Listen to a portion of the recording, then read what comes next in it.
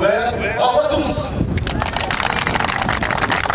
Pendant de longues années, les habitants de Sainte-Suzanne et des alentours subissaient régulièrement, en période cyclonique, la fermeture du radier. Le mercredi 3 août dernier, la fin de leur cauchemar est arrivée. En effet, le nouveau pont a été inauguré. Oui, le chantier est un chantier qui est allé relativement rapidement, donc en exécution, un petit peu plus d'1 an, et c'est effectivement un soulagement aujourd'hui pour tous les habitants de Sainte-Suzanne et puis pour tous ceux qui empruntaient jusqu'à maintenant donc ce radier submersible. On est sur un investissement de l'équivalent de 11 millions d'euros avec une participation importante de l'Europe, de la région bien sûr, et puis notre partenaire, mais encore une fois on est sur une logique d'investissement pour la collectivité régionale, de suppression finalement de l'ensemble des radiers sur le réseau routier.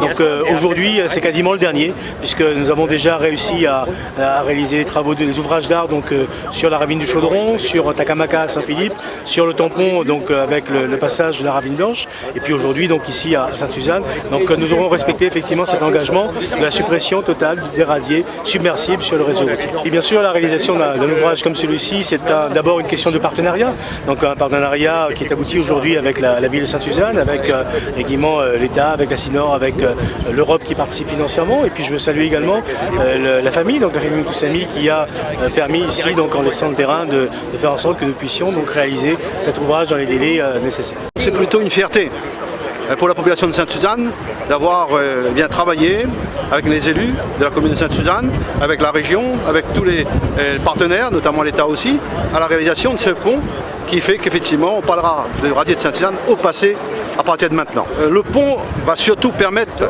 à nos commerçants du centre-ville, quand il y a les fortes crues, de ne pas subir les aléas des crues de la rivière Sainte-Suzanne.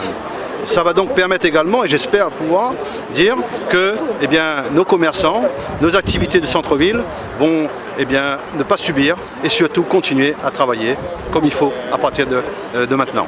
Deuxième point, c'est aussi notre opération Cœur de Ville, qui est une opération extrêmement importante de logement, mais aussi de quelques 1000 mètres carrés de commerce de proximité, qui va là aussi permettre, avec ce pont, de désengorger le centre-ville de Sainte-Suzanne.